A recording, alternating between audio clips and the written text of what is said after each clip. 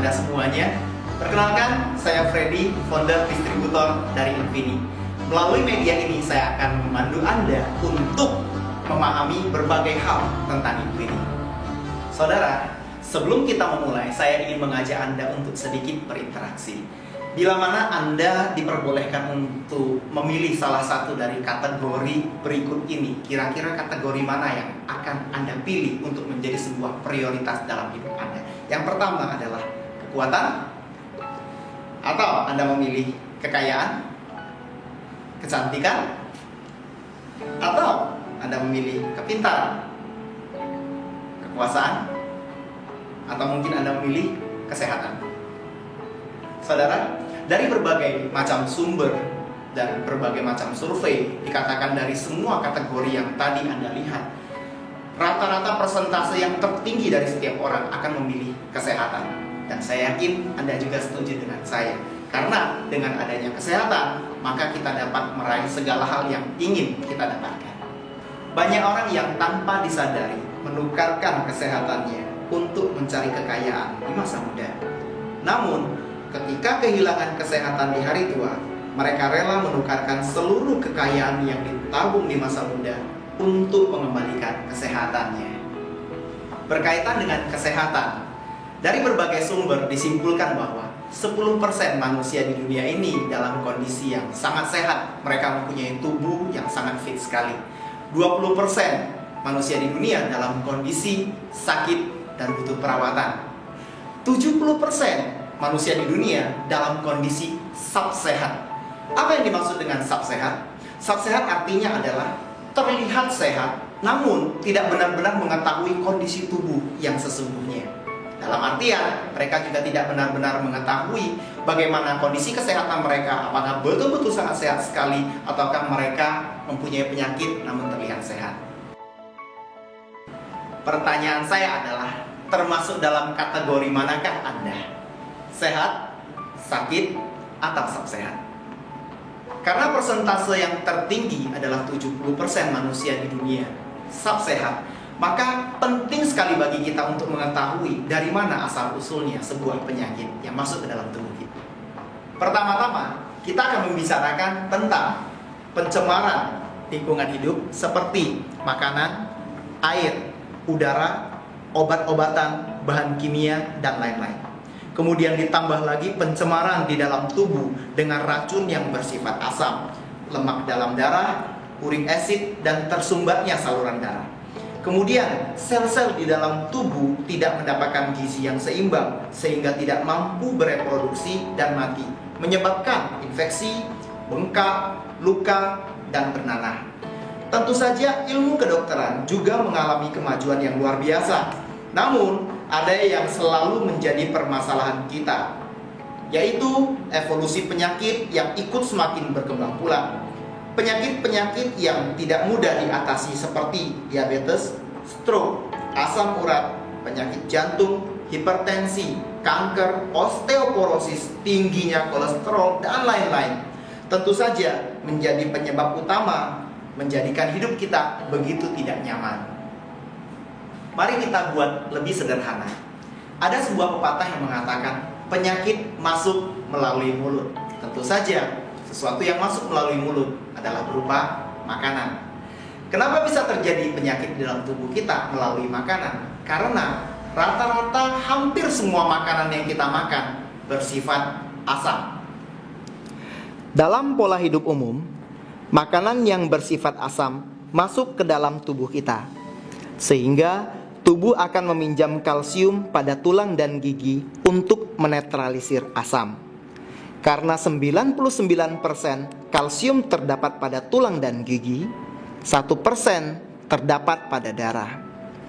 Tubuh yang selalu meminjam kalsium dari tulang dan gigi selama bertahun-tahun, bahkan berpuluh-puluh tahun, mengakibatkan tulang dan gigi kekurangan kalsium dalam jumlah besar. Pada akhirnya, tulang akan menjadi keropos dan sumsum tulang belakang tidak berfungsi dengan baik, sehingga mengakibatkan produksi sel darah baru menurun. Ketika kualitas sel darah menurun dikarenakan oleh radikal bebas, mengakibatkan terjadinya miom, kista, tumor, dan kanker.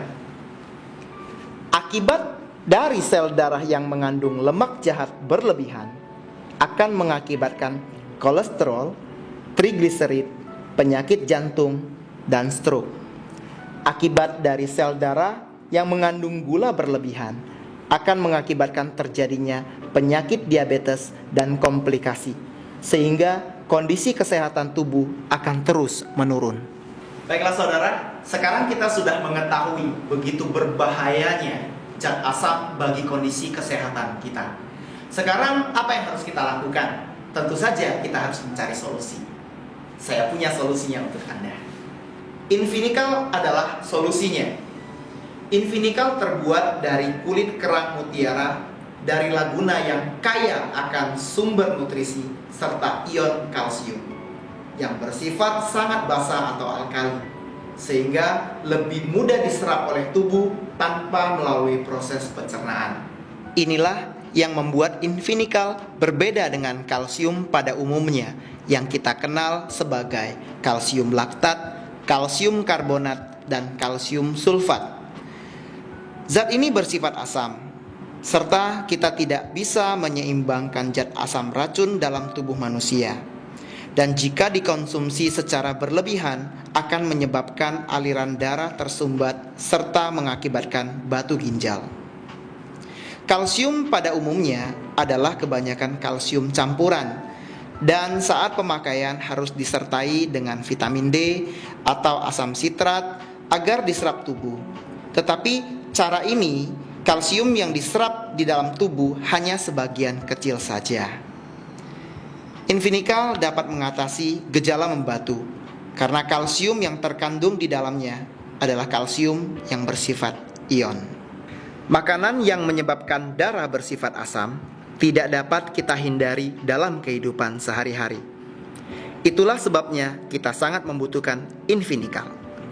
Dengan mengkonsumsi Invinikal yang bersifat basa atau alkali, maka tubuh tidak perlu lagi meminjam kalsium dari tulang dan gigi untuk menetralisir makanan yang menyebabkan darah bersifat asam.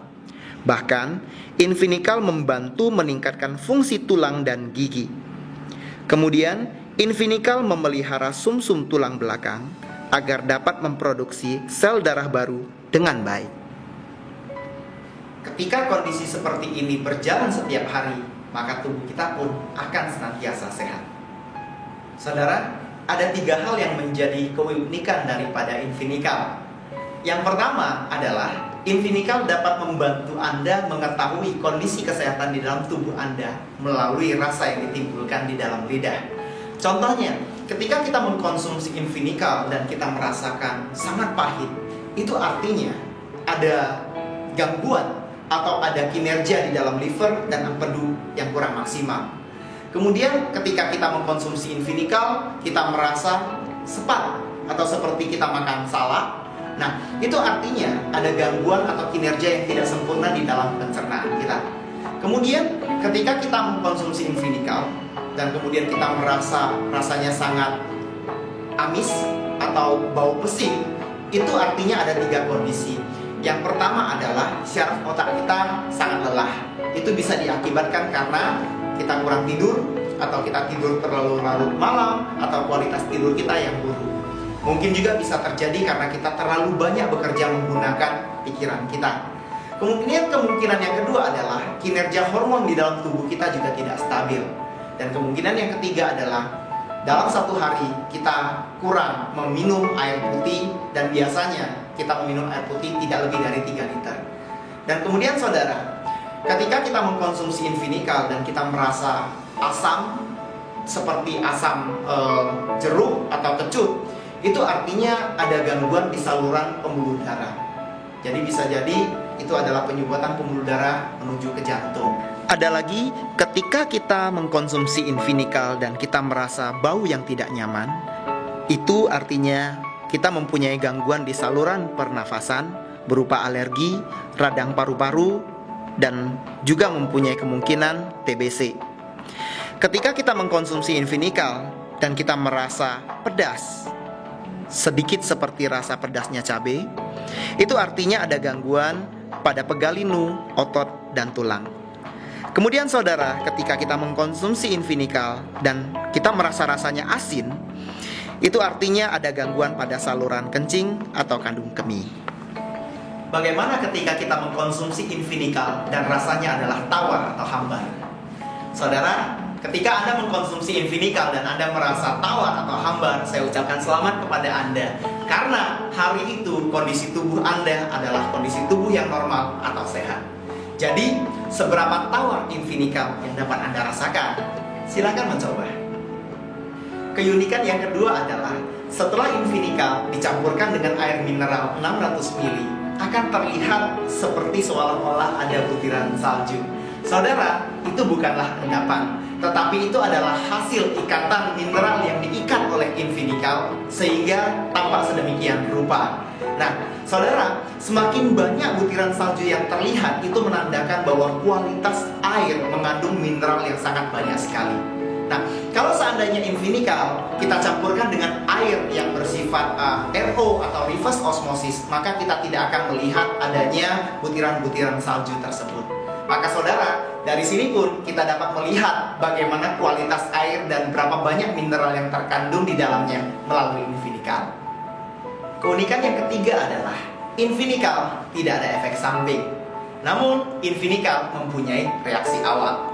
Saudara, ketika kita mengkonsumsi Invinikal akan terjadi proses detoksifikasi atau proses membuang racun. Jadi proses ini mungkin kita dapat merasa sedikit pusing atau sering buang air, atau mungkin kita ada sedikit sariawan, atau juga mungkin bisa sedikit gatal-gatal. Tetapi tidak apa-apa, proses ini tidak akan berjalan lama.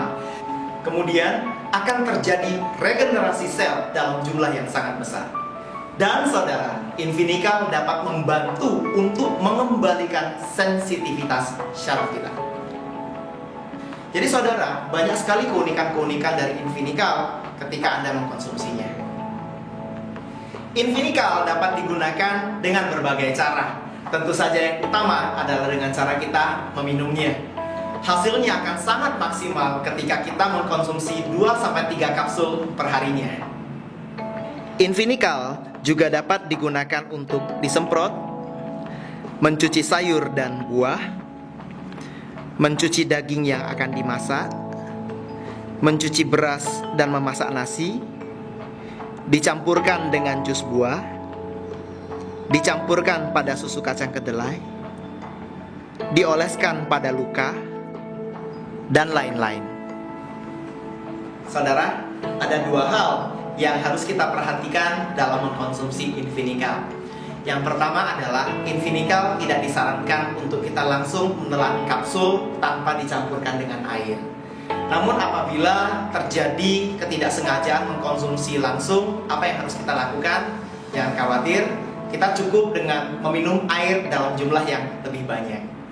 Yang kedua adalah ketika kalau kita dalam masa perawatan dan mengkonsumsi obat-obat dari dokter, kita boleh mengkonsumsi Invinikal, namun diberikan jeda waktu kurang lebih sekitar 1-2 jam.